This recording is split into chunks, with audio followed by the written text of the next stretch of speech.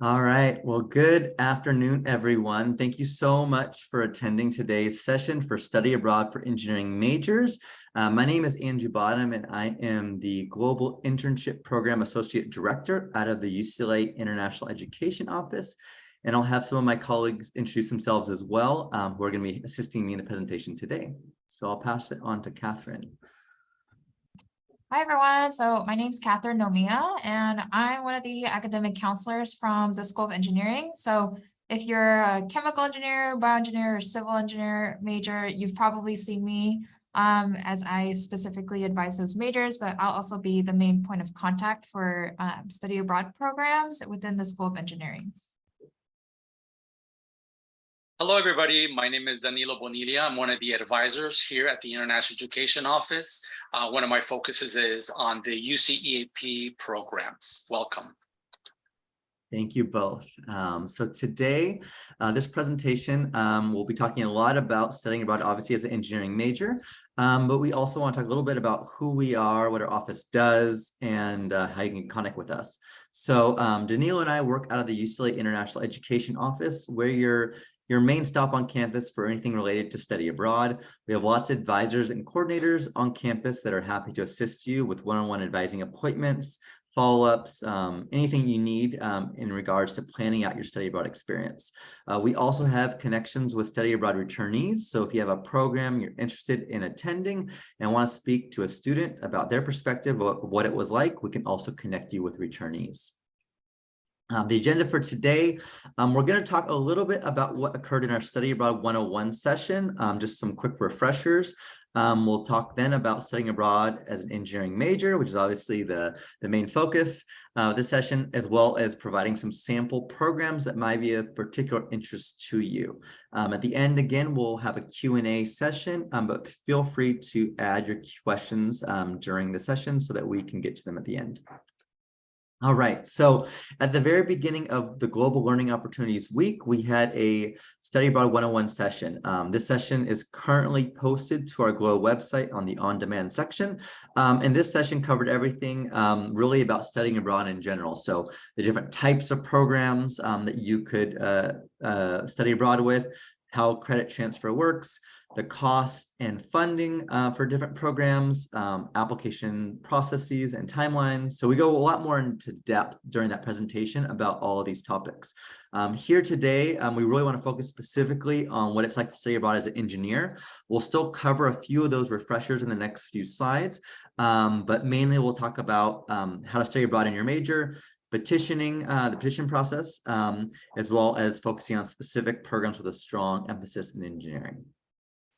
All right, so just a quick refresher on the types of programs our office offers to study abroad.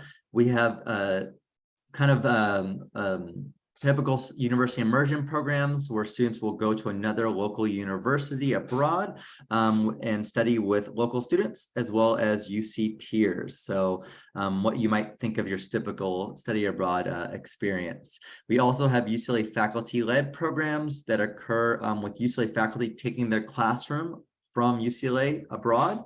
So it's a great opportunity to learn on the go with UCLA faculty in person while you're with your UCLA classmates. It's like having a program from Westwood just transferred to another country and destination. There's also a lot of internship and research abroad opportunities where you can receive academic credit, as well as a lot of other special interest programs. So we won't go into every single program during this presentation, but we want to give you a little taste of them towards the end. Just want to make a note that every program is different. And so your friends may have studied abroad in the past. They might have gone through a UC center. Maybe they did an immersion program with another university. Maybe they did an internship program. But every program is structured differently, depending on what's included, including meals, whether it was a homestay in an apartment, in a dormitory, if you had UC peers or no UC peers. The length, the cost, the number of units, all the programs are going to be slightly different. And so as much as your friends might have some really good experiences to share back with you, if you're applying for a program that it's not the same as what they did, we definitely encourage you to talk to our advisors so we can give you the specific information about your specific program. In addition, on our website, we have a new tool to help you decide how to choose a program. So if you are on the IEO website or you see the bit.ly here on the screen, you can go to our Get Started tab and choose and select how to choose your program. This tool leads you through a few questions to help you decipher down what your main interests are, whether they're academic, whether they're career-oriented, whether they're language-focused, or focused on a specific country or region, and it will hopefully help narrow down what sort of program might be good for you. And then lastly, can you use financial aid on study abroad programs? The answer is yes. On all of the UCLA sponsored study abroad programs and UCAP programs, you can use financial aid from UCLA. And there are a lot of scholarships available. And I always like to emphasize that a lot of students think, oh, there's so many people applying for scholarships, I'm not going to apply. But we definitely highly encourage you to. There's a lot of scholarships that are under applied for. And for only maybe an hour of work, if you were to receive, let's say, a $2,000 or $3,000 scholarship, that's definitely a pretty good deal. So we hope that you do apply for scholarships if you are looking to study abroad. And lastly, when should I apply? As a general rule of thumb, you'll want to apply about 9 months in advance. Deadlines will vary by program, but more or less 9 months in advance. A lot of our programs are not competitive, which means that they're first come, first serve. So it's more based on the time you apply, or in the case of UCAP, the UC system-wide programs, it may just be that you need to apply within the application window in order to be considered. But there are some programs, specifically the Global Internship Program and some specific UCAP programs that do have a limited number of students that are allowed to go. And so they can be quite competitive. So just depends on the program you are applying for.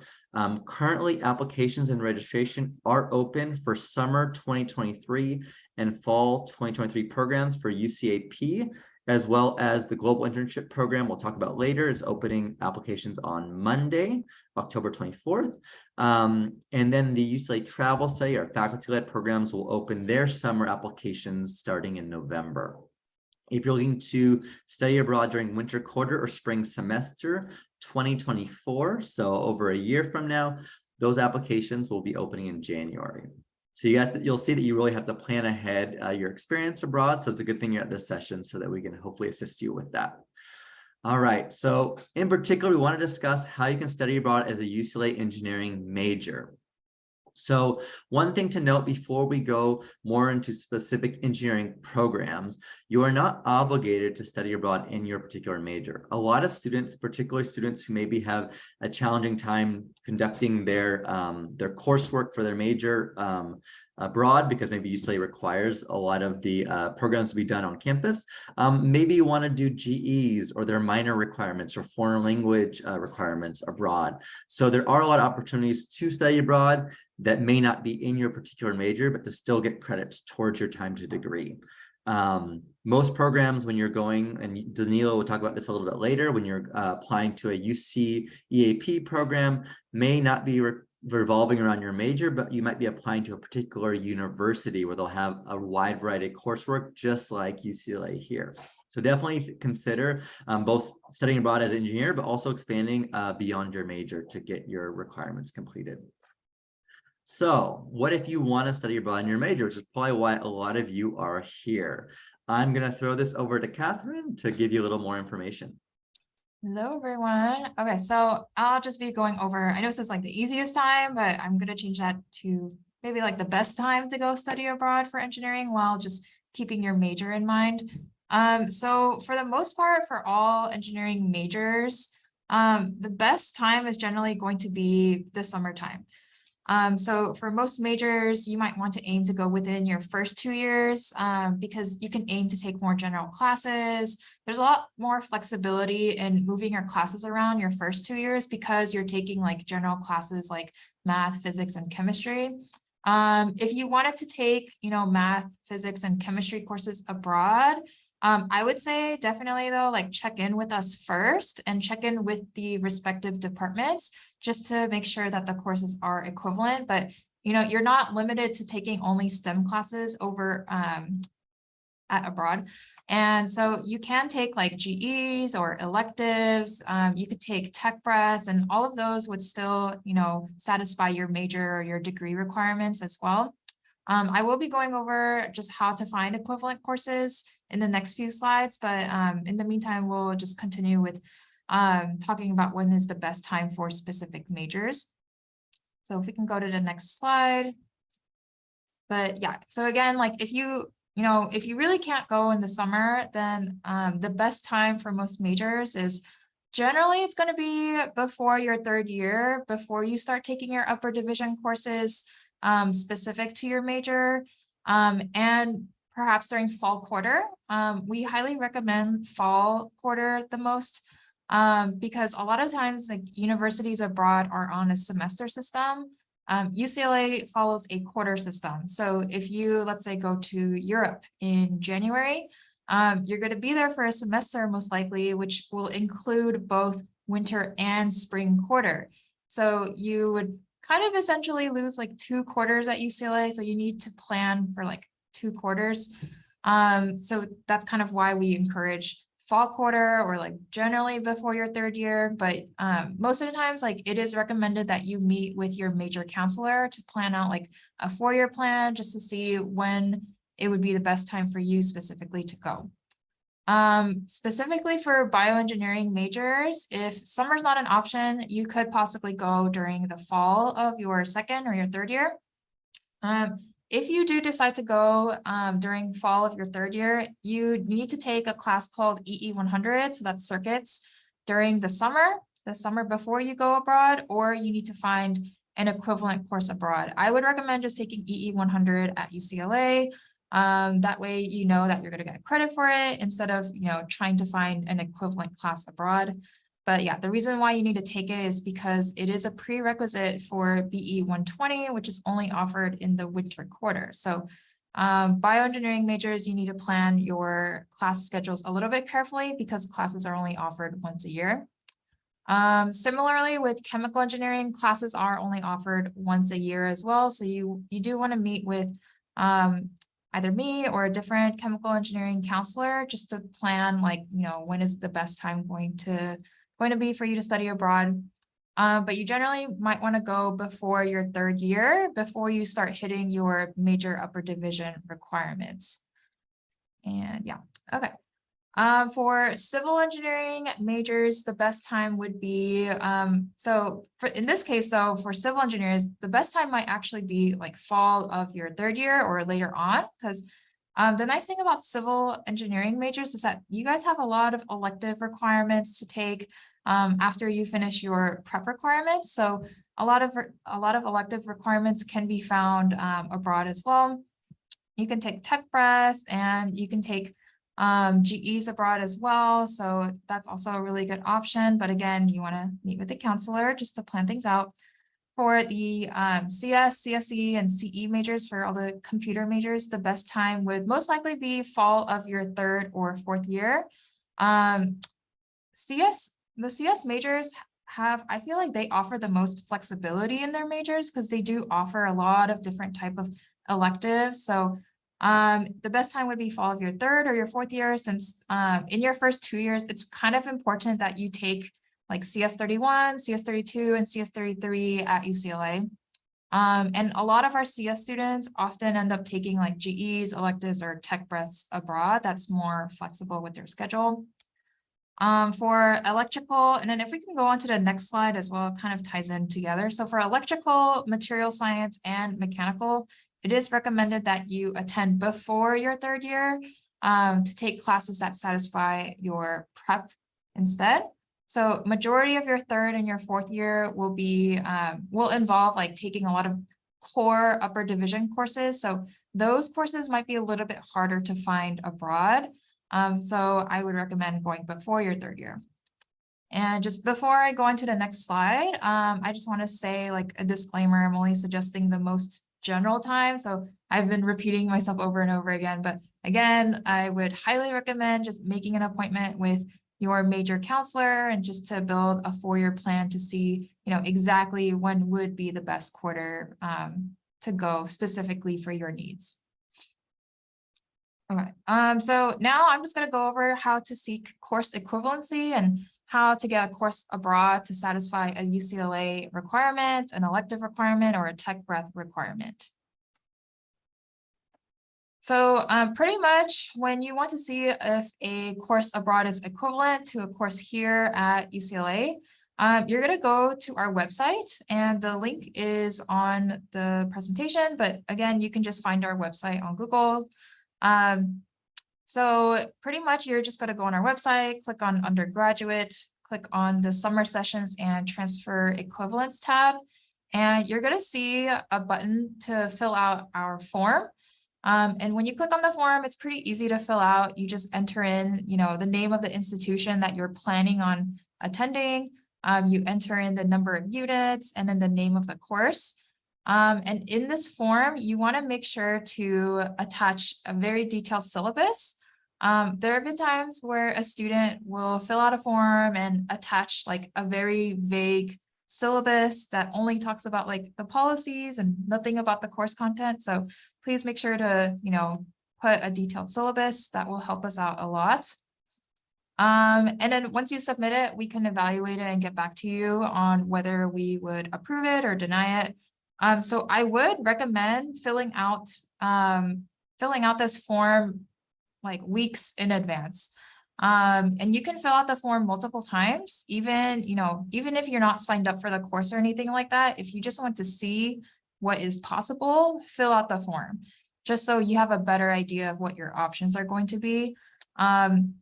If you're going to fill out a form and you want, if you're seeking course equivalency for a very specific engineering course, please do this in advance. It does take some time for faculty to respond back to us. If you are seeking equivalency for a GE or tech breadth, those we can get back to you a lot faster on as well. But yeah, so if you're taking a GE, a tech breadth, or an engineering course, and you want to know whether it would satisfy a requirement, this is the form that you would go to. If you're planning on taking like a math or physics or a chemistry class, you would actually go to the math, physics, or chemistry department to ask them if they would approve it or deny it as equivalent here. Just because those departments they're outside of the School of Engineering, so you would have to go to those respective departments. All right, and I will hand it back to Andrew for sample programs. Thank you, Catherine. Just wanted to make sure, did you have anything else? I didn't mean to advance the slide. Was that everything? Oh, yeah. Okay, just making sure. All right, thank you all. We're going to talk about sample programs now, and we're going to hand it over to Danilo to discuss the UCEAP options. Okay, great. So go ahead and next slide, please. Okay, one of the programs that we want to highlight is in Italy during the summer in Rome. It's basically linear algebra. This particular course satisfies Mathematics 33A and a general education course, either historical or social analysis. So a great combination. And one of the highlights of this program is obviously that you will get to experience Italian art, food, and culture, both inside and outside of the classroom. Next slide, please. Okay, another great program is in the United Kingdom, up in Scotland, in the University of Glasgow. It's a special physics program where you get credit for physics 1A and 1B.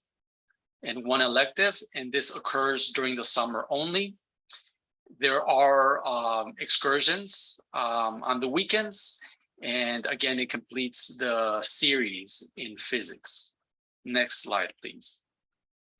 Okay, another great program is down under in Australia, the University of New South Wales. You can go for fall semester or spring semester or for the whole year. And as you can see on the screen, there is quite a variety of upper division courses that you can choose from solid state electronics to robotics, software, mobile data. It's amazing. Many courses to choose from at New South Wales University. Next slide, please. Okay, another great option would be in Singapore at the National University. You can go for fall semester, spring semester, or for the whole year. And as you can see on the screen here, there are also some great upper division courses to choose from hydraulics, water resource engineering, heat transfer, device and circuits, amazing. Again, and this gives you credit for your major, minor, GEs, tech breaths, quite a variety to choose from. Next slide, please. Okay, another great option is in South Korea, in Seoul, at the Seoul National University. Again, you can go for fall semester, spring semester, or year, and you take classes in English with local students. So that's one of the highlights. And again, as you can see here on this chart, many diverse courses, upper division from flow and design, micro nano mechanics, data mining, solid mechanics, great options of classes to choose from. Next slide, please. Okay, another great option is in Sweden, in the Lund University. Again, fall semester, spring semester, or the whole year. And you study in English with local students. Again, many classes to choose from. Hybrid vehicle drive systems, drug formulation, biochemics. Again, many classes to choose from at Lund University. Another option would be also in the United Kingdom at the university in Edinburgh in Scotland. And again, many classes to choose from: water transport, treatment, analog circuits. Again, all upper division courses with local students at this great university in Edinburgh. Okay, so those were just a couple of the dozens and dozens of programs that UCEAP offers. Thank you, Danilo. So we're going to move forward with a couple other opportunities in addition to UCAP. So as UCAP is the UC system-wide program, we also have some local programs that are formulated right out of our UCLA International Education Office. So one of those programs is the UCLA Global Internship Program. This allows you to get internship placement abroad while you receive academic credit.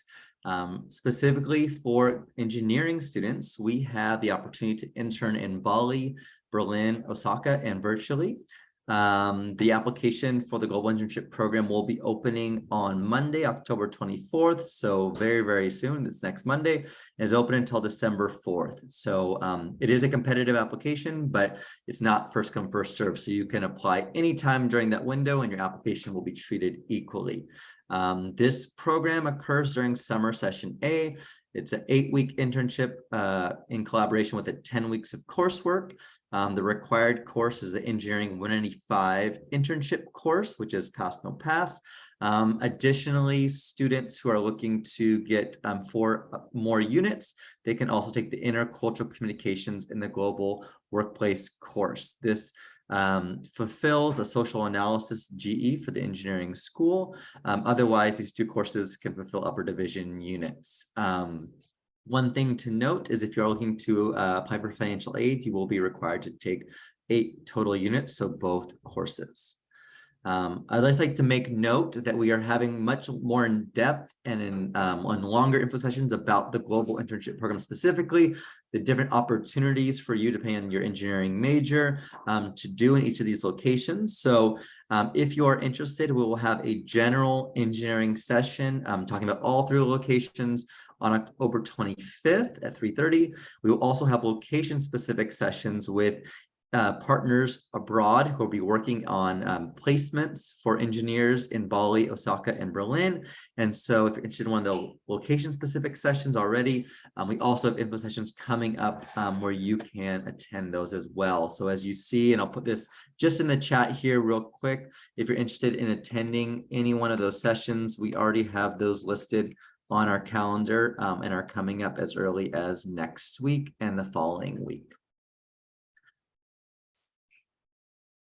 And now we're going to talk a little bit about our UCLA travel study programs. These are faculty-led programs abroad. It's like taking a UCLA classroom from Westwood and bringing it to another country. So you're with UCLA faculty taking UCLA coursework. They're about 3 to 5 weeks and occur during the summer specifically. Currently, we don't have any engineering specific programs in the sense of taking engineering coursework, but there are various programs that engineering students may attend in order to satisfy some of their GE requirements. So a few of those programs include our Copenhagen program, which is titled In the Footsteps of Hans Christian Andersen. This is a 4-week program, involves 2 courses, Intro to Scandinavian Literature and Culture and Scandinavian Crime Literature. This can satisfy your Writing 2 and or Literary and Cultural Analysis GEs by petition. We also have a program for social science, Understanding New Zealand in Wellington, New Zealand. This program is for 4 weeks in the summer. You take 2 social science courses. You have Perspectives and Methods in the Study of Culture and Society and Understanding New Zealand from Colonialism to Neoliberalism. This, by petition again, could satisfy the social analysis GE as well. And then in addition, we also have the Understanding Economics program in Singapore, 4 weeks long as well, 2 economics courses that you would be taking for which you could try to satisfy the social analysis GE as well via petition. The travel study programs will open up their enrollment, their application, which is first come, first serve in the middle of November. So it's coming up here within about a month or so. And now I'm going to hand it over to Danilo to introduce our Q&A with one of our study abroad returnees. So, Kristen, go ahead and turn on your, yes, perfect, your camera and video. And go ahead and introduce yourself, you know, where you're from, what you're majoring in, which university you went to. Go right ahead, and then I'll ask you some more questions. Hi, everyone. My name's Kirsten. I am a 4th-year mechanical engineering student, and I studied abroad at the Technical University Berlin last fall and winter through UCEAP. Okay, great. And the first question is basically if you can list what are the courses that you took abroad, and did those courses count for your majors and minors? How was the petitioning process? Yeah, so for this particular program, we started by doing an additional language program a little bit before the semester actually started. So I took a German course, which I was able to petition that for credit for a GE for the literary and cultural analysis category. And then during the semester, I took another language course, which ended up just being extra units for me. I took a course called Blue Engineering, which was a really interesting course about sustainability and kind of the ethical social justice side of engineering. I petitioned that for credit for a mechanical engineering elective. Oh, wait, no, sorry. That one was, I believe, a technical breadth course. I took an engineering ethics course, which did satisfy my ethics and writing requirement. That was about robotics and AI in the medical field. So that was a really cool course that I enjoyed. And then I also took a course on renewable energy that focused on solar and wind power and their control. And I petitioned that for credit for my technical breadth as well. Okay, wow, you were really busy. That's great. Also, maybe if you can tell us a little bit about the university in Berlin, maybe compare and contrast some of the similarities and differences between UCLA and the Technical University in Berlin in terms of, you know, professors, are there lectures, are there discussion classes, you know, also how easy or difficult is it to get to know German students at the university, and then I'll ask you a couple other set of questions. Definitely. So one of the big differences with German universities versus US universities is that it's a lot more hands-off. They expect you to do a lot of independent work. So we had lecture once or twice a week normally, but we didn't have the same discussion section that we would have at UCLA. But the courses I was taking, 2 of them in particular, were very discussion-based and discussion-focused, which meant that we were often getting into small groups and getting to know our peers, and we kind of had that opportunity to interact with each other and with the professor and ask questions, which I enjoyed. But because they're also on the semester system, which is quite a bit longer than the quarter system, you end up not doing a lot of work on a week-to-week basis because there's less emphasis on that idea of kind of weekly homework, weekly assignments, but there's normally a larger project that you have to finish up by the end of the semester. So it's a little bit more about making sure that you can balance your own time and get everything done. Okay, great. Then the next question is Berlin just like Los Angeles? What are some of the compare and contrast differences and similarities? Yeah, I loved Berlin. So I wouldn't say it's so similar to Los Angeles, other than the fact that, you have the big city feel. One of my favorite things about it is the fact that it's super well connected with public transportation. So it's so easy to get around and you can get anywhere in the city and you don't have to worry about, parking, traffic, all of that. So that was something I really loved. And also there's so much history surrounding it, especially a lot with, the Berlin Wall and Cold War era, and they have a bunch of monuments up and tons of museums that are so cool to visit. And I felt like I really learned a lot about Germany and about that period of time, while also getting kind of that fun city feel. And there's a bunch of nightlife in Berlin that's very fun to go out and experience. Okay, good. So it sounds you were not bored. You were having a good time, both academically and socially. That's great. Definitely. Great time. So the other thing is, the other question would be, how about housing? What was your housing situation like? Yeah, so I was really fortunate, actually. My family is from Germany, and we also have family friends from Germany.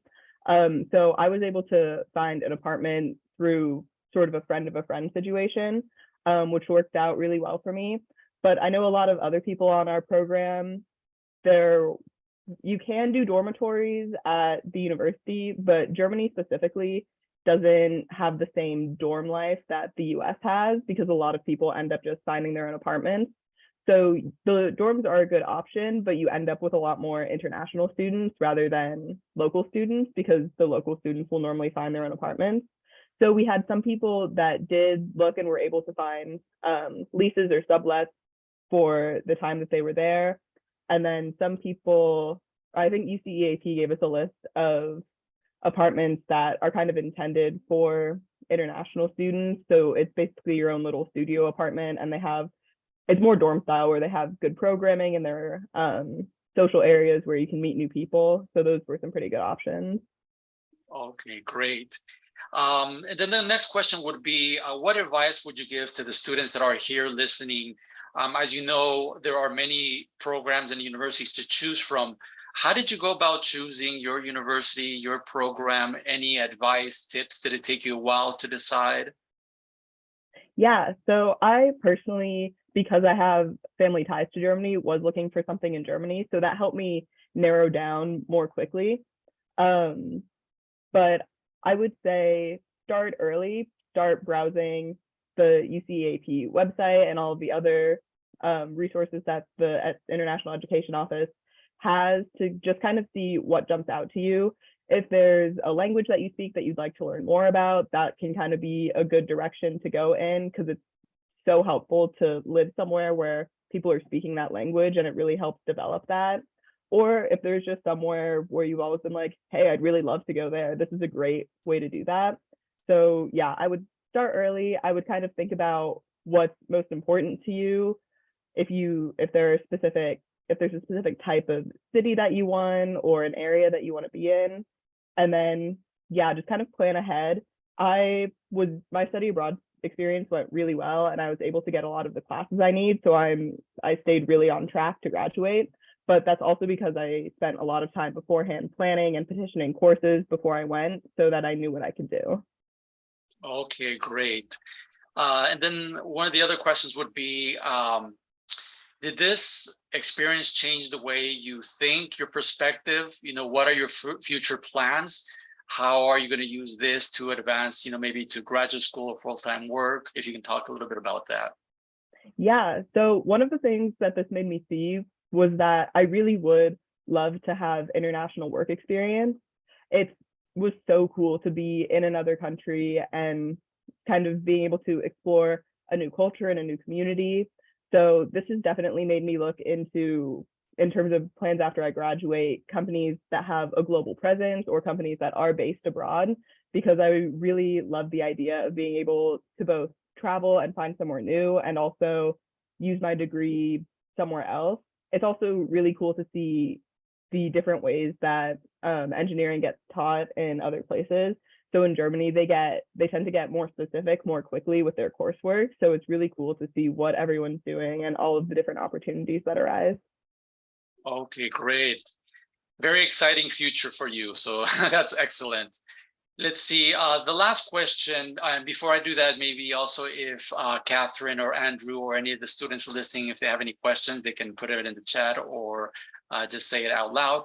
And basically, any final tips or advice about the whole study abroad process, any heads up, any cultural issues, curves, anything that you can tell us, to help the students be very well prepared before going? Yeah, I would say, first of all, if you even kind of want to study abroad, start looking into it. It's so much fun and it's so rewarding. And there's a little bit of that idea where you're kind of like, well, what if I miss something like at home? But you're going to be doing so many things over there. You could look at it the other way too. It's like, look how many experiences you have that other people didn't get to have. So I would absolutely recommend studying abroad if you want to, even a little bit. And also, I think if you go or once you go, just make sure that you're kind of open to new experiences and you go try things. And also don't be afraid to go do things kind of on your own, like go visit a city nearby, go see some museums or check out some coffee shops, even if no one will go with you. It's a great way to kind of get to know yourself and get to know the place around you. Good, excellent. Thank you so much. Let's see, Andrew or Catherine, any questions coming from you or the students? Not yet, but why don't we move on to a couple other slides and we'll let the questions come in, and at the end we can do a big Q&A with everyone. Thank you so much, Kirsten. All right, so as we go on to questions, just send them into the chat here. As we said, we have advisors here from IEO. We have Kirsten with her own study abroad experience in Germany, and also Catherine from the School of Engineering. While you're thinking of your questions, we also encourage you, if you want more updates from our office, to sign up for our program listserv. You can see the bit.ly right here that you can click on in order to get access to our listserv with updates. So we do have one question here that's already in our Q&A. Is it generally recommended to apply to more than one program, like in the case you don't get into one of them? So I can answer from the perspective of the Global Internship and UCLA Travel Study Program, and then I'll throw it to you, Danilo, to talk about UCAP. For both travel study and global internships, you do have an application fee that you're required to pay. And so it's not advantageous to apply for multiple programs within those programs because you already are paying an application fee. It's also not possible with the website to apply for multiple programs within those particular categories. It is not sure it's common, but it's sometimes students will apply for a travel study program and then, or an internship program, and then apply for a UCAP program. That is a possibility to do. However, you would just have to note that you are paying a fee for travel study and global internships to register or to apply. And if you decided not to attend, let's say the UCAP program, you would need to withdraw your application before you hit some of those application deadlines, the withdrawal deadlines. Danilo, can you talk a little bit about UCAP and multiple applications? Yes, so with UCEAP, the vast majority of programs, universities abroad, do not have any issue with space. As you may already know, we have over 40 countries, over 200 different institutions and universities around the world. You can go summer, fall, winter, spring. There are a handful of programs that have limited space, only because maybe the university is very small. It might be a small private university with a very specialized offering. For those type of programs, our offices will try to process your application as soon as possible. And once they are filled, we will let students know if they're in or not. If students do not get a space, we can work with you to transfer your application to another program option term. So definitely keep in touch with us, make an appointment, and we can try to help you plan this out. So yeah, that's for the perspective from UCEAP. All right, thanks, Danilo. We have a next question that says, if we are finished with our GEs already, are we unable or not recommended to apply for travel study? And it generally centers around satisfying GEs. Yeah, so we don't currently have an engineering travel study program. So really on travel study, you would be receiving either GE units or units towards graduation.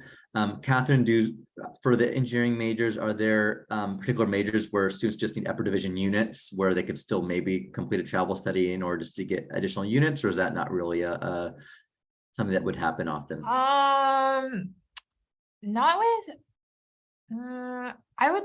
I'm not sure about like travel study, because like if it's a travel study class, then it might just like come in already as like a UCLA articulated course. But yeah, for the most part though, if you're taking like a non-UCLA like travel study course, maybe like a UCEAP course, and it's like an upper division class, you can certainly petition to have it satisfy like an upper division elective requirement for your major as well. Thanks, Catherine. The next question is, are applications binding, and also are the programs first come, first serve? So I'm not sure if I understand the first part. Are applications binding? Feel free to add if you have more to that piece. But as far as the first come, first serve, it just depends on the program. So usually travel study, the faculty led are first come, first serve. Once it fills up, it's full. There are some UCAP limited space programs that are first come, first serve. But as Danilo was mentioning before, many of the UCAP programs, as long as you meet the requirements and apply when the application deadline is, they're open to all to apply within the application period. So not first come, first serve. Global internship program is competitive in the sense that there's a limited number of students that will be selected for the program. However, as long as you apply within the application period, so that's 6 weeks of the application, your application will be treated equally as anyone who applied earlier or right after yours. Okay, we have another question here. These are great questions, everyone. The next question is, for CS, CSE, and CE, fall is recommended. However, I've had trouble finding programs starting after summer internships end, since most internships are 12 to 14 weeks, and UCLA ends later than most abroad schools. Does anyone have any experience navigating this?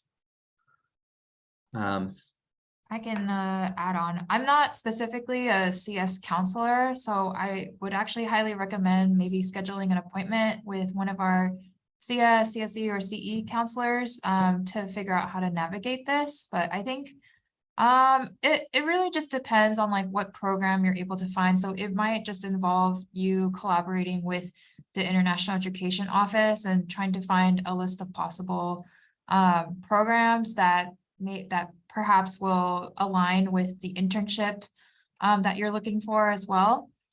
So yeah, it really just depends on like all of your options and like what internships are available, and if your internships can offer like flexibility with studying abroad as well.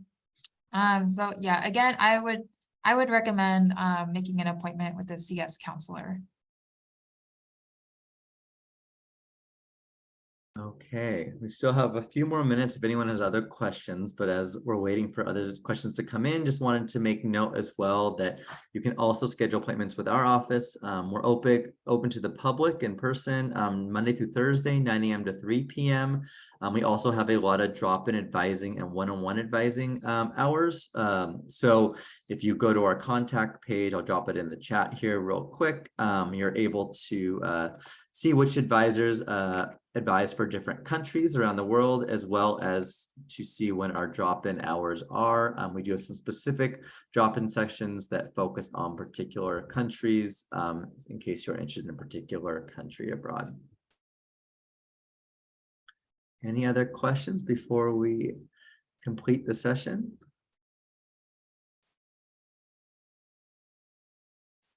Okay, well, thank you all so much for attending. We really appreciate it. Again, we're here for you on campus for anything you might need in your journey of studying abroad. Thank you, Kirsten, for joining us and sharing about your experience, as well as Danilo and Catherine.